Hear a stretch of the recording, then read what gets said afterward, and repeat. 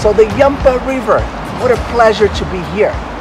About 16,000 people apply for a permit to be here every year, but only about 300 get in. It's a lottery system. So I feel privileged and honored to be here.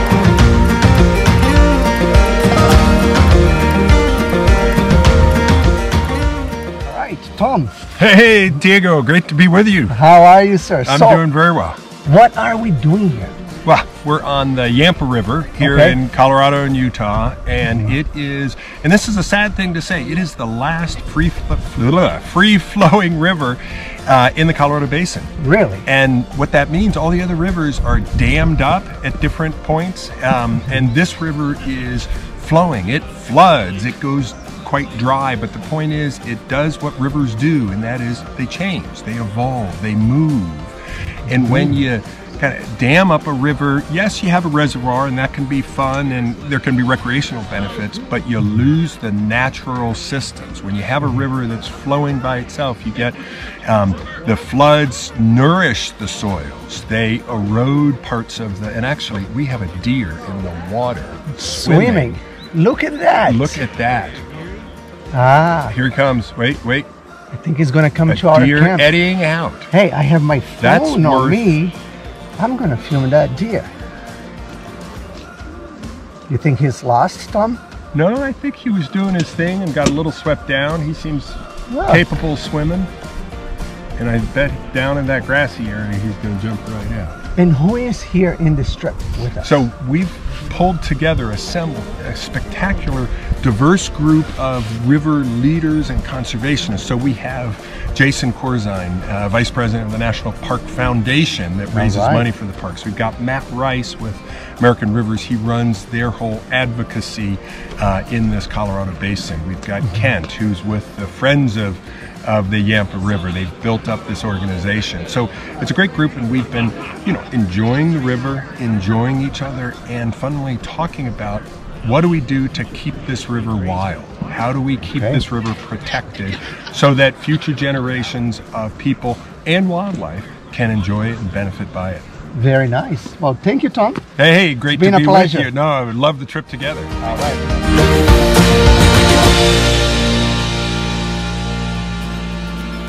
Breakfast!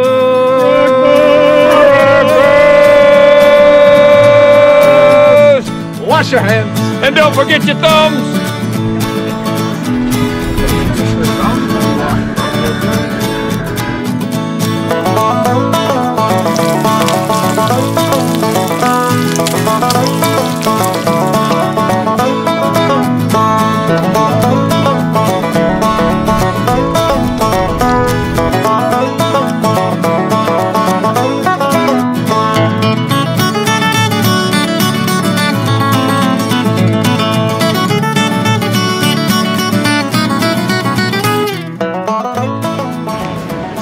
So this would be a Class 4 rapid, and it's because of a combination of the difficulty of the moves that need to be made and the consequences that could happen if you don't make the moves. So when people do Class 4 rapids right, it looks really easy.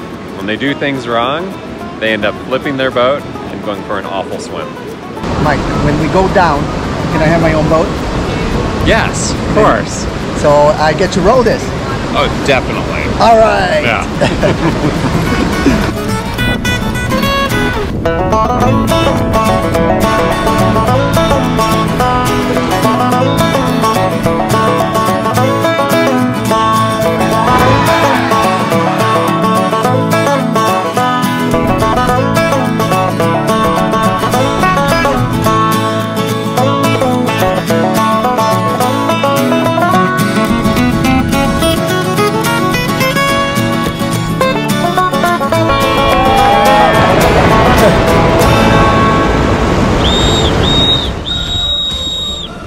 The social aspect of these trips is what makes it so fun. And I was commenting to Elizabeth, I went to bed hearing people laugh, and I woke up hearing people laugh. And that's a pretty powerful dynamic in and of itself. This land was yours. This land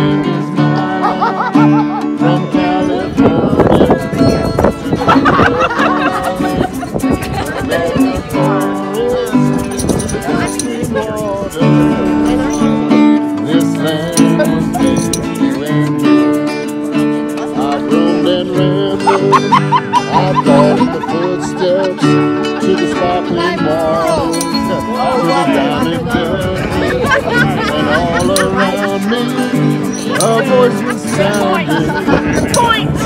This land was made for you and me. And the experiences are great. We have adventure, we have the social element, we have the camping and the cooking, and everyone's got the systems in place and in the groove. So other experiences we can have on the river, we enjoy the wildlife, and we also enjoy our peace and quiet. Silence is a very important element of these trips. I know everyone gets their inner soul rekindled here on the river, and from here down to the confluence, we're going to do a silent film. Equally powerful is the moment of silence and what that does for you as an individual, particularly in a setting like this, to be in this river, to hear the river, to look at these canyon walls and not talk about work and not crack the jokes. And there's plenty of time for that. So this is our moment of silence with this river, to respect it, to honor it, and then reconvene and we'll pick up where we left off.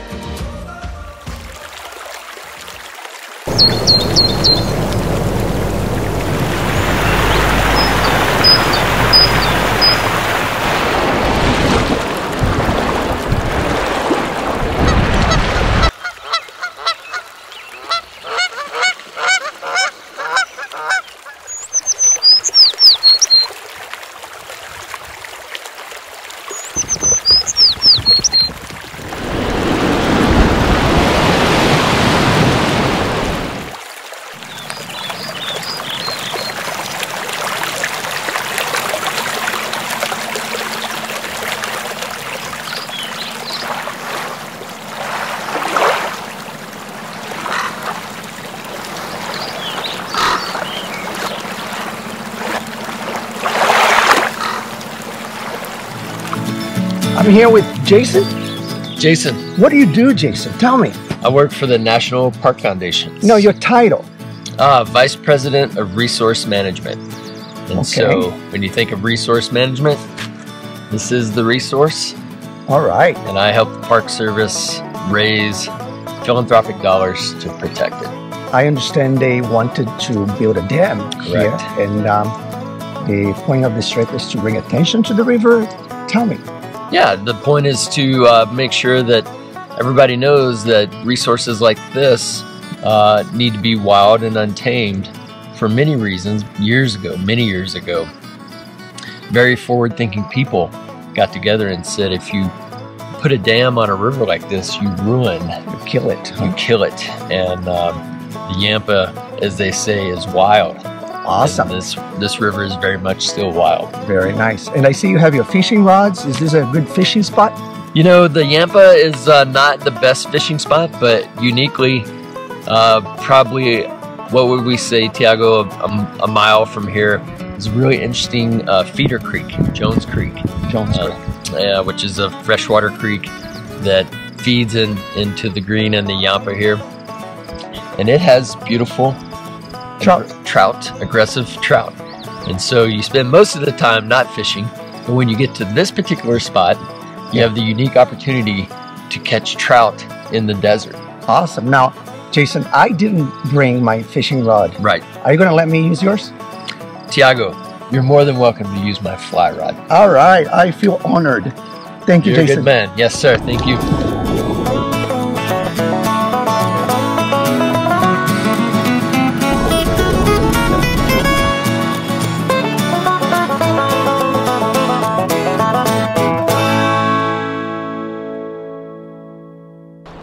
It's no longer against the law except in Utah.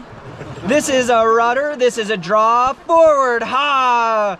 Didn't mean to get you wet, it's just my style. Smile, see the sign? We call that a holy left turn, right turn, ah shit, bullshit, who shit? Back on the river again. Yeah, you stopped for lunch, you ate too much. You're back on the river again. This is more fun than the gym. It is good.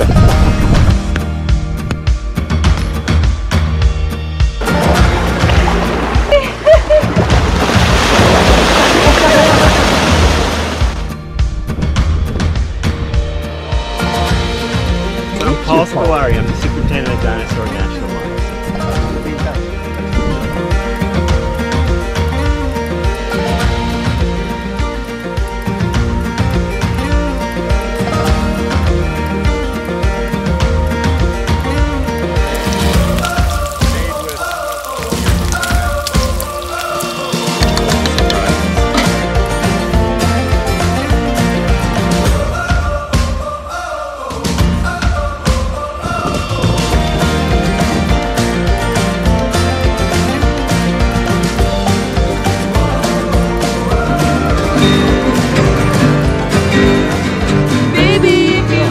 living on.